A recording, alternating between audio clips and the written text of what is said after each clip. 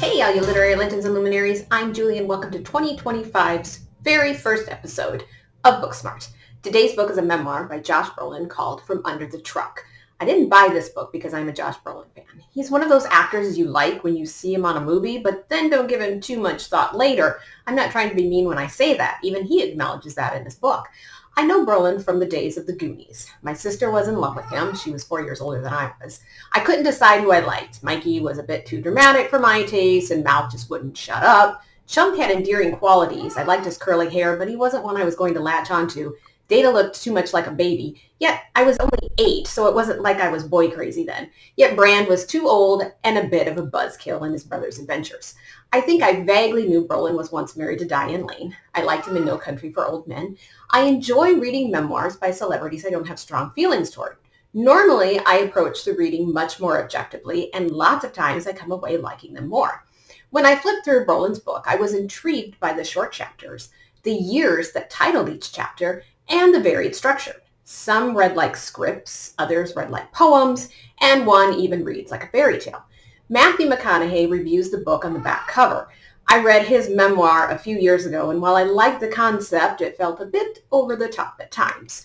But I could see why McConaughey liked Brolin's book. Brolin's memoir is not like the typical memoir, celebrity or not, and that you may find refreshing or irritating. I found it both at times. First off, let me say that Brolin can be a breathtaking writer. Some of his descriptions and reflections are beautiful. Here's one from a chapter from 1990, and that's how he titles his chapters. Let's see. The dramatic change from state to state and their climates make me uneasy, as if the unfamiliar land on the other side of a border is a barrier we aren't supposed to have crossed. Miles into Wyoming, the hills have a more concrete texture. Grays and reds, Mars dust, eroded but strong. The hill slopes are cut with stark geometric shadows and lights that face us as we drive through them. Again, it is making me uneasy, as if I am in a game that is bigger than me, a game not in control of. In the next sorry town, the stench pulls at me as if I need it. Garbage-filled creeks, fast food, and plastic microwavable dinners. There's no culture, or the solids of a mirage of anything incoherent, a petri dish of self-destruction. We park and walk across a stark lot that looks like it's held dozens of murders. The doors scream as we walk in and whine through rust as they open. Inside, my son skips through the aisles, as an innocent should. He does this throughout, captures setting and people, moments that collide with what you're seeing and experiencing with your thoughts. His descriptions are so fresh. Quote, my hands go numb and the pain in my fingers yearn for the heat of an over-microwaved mug of bitter coffee. How creative is that? And it comes so naturally to him. He's not one of those writers who try to impress you with his artsiness. I just love it. He does a marvelous job of this throughout his book. The only complaint with his method, sometimes the reader has no idea what he's talking about. There's no orienting material. It's almost as if we, as readers, should be familiar enough with Brolin's life that we know what he's writing about. Sometimes it feels like an inside joke that we as readers aren't a part of, and that can be infuriating at times. Yet there's something compelling with his narrative choices. There's no organization. Years go back and forth and repeat. Some chapters center on his childhood within a highly dysfunctional family and an alcoholic mother. Other chapters focus on his movies, the ones we don't know much about, like one with Nick Nolte, and others like The Goonies and No Country for Old Men. Pieces of his meltdowns, sometimes public meltdowns, are also in the book as well as fragments of his alcoholism. His children and his role as a father is one of the strongest themes in his book, as well as his mother, who is written about frequently. Most chapters on their own are intriguing, like the time he's walking through New York without shoes or a shirt on. Some are difficult to read, like the time he had to kill a sheep. Others are funny, like his idea for a Fargo-like sequel movie. Some make you think, like the one he writes about other author Cormac McCarthy. There's a little bit of everything in the relatively short book. He captures moments with strangers, leaving the reader to ponder the significance of such stories while reducing traumatic childhood events into just a scene. It's rather a wonderful narrative choice. Here is an excerpt about horses.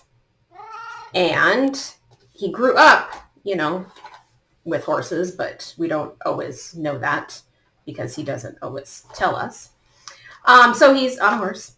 And he says, we ride until there are fences we can't go beyond. My parents are like horses that maybe fell out of a trailer along a stretch of highway on the grapevine and now have gone sour.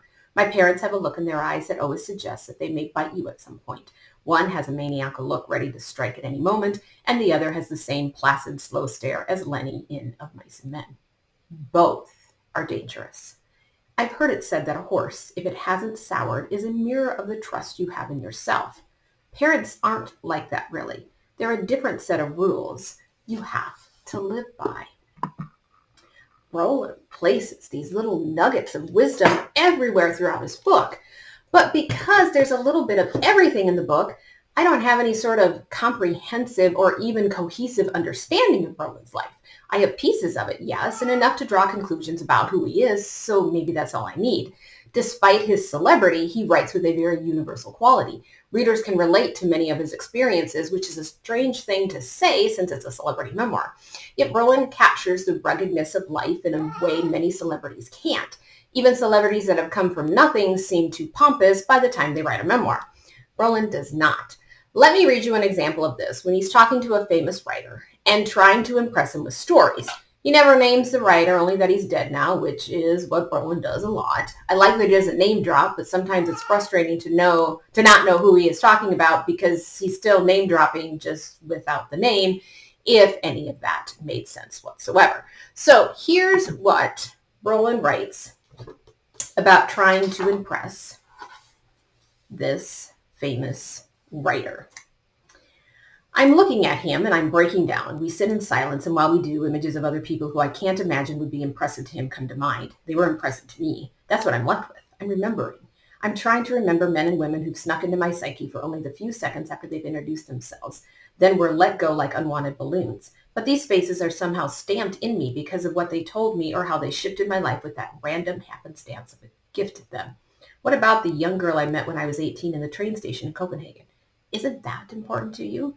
The one who I took for hot fries and who cried when I left on the train 4 hours later. We fell in love for those few hours, and how she lay on the concrete on her side in that train station always conjures a great warmth and a reminder that not every change leaves a scar.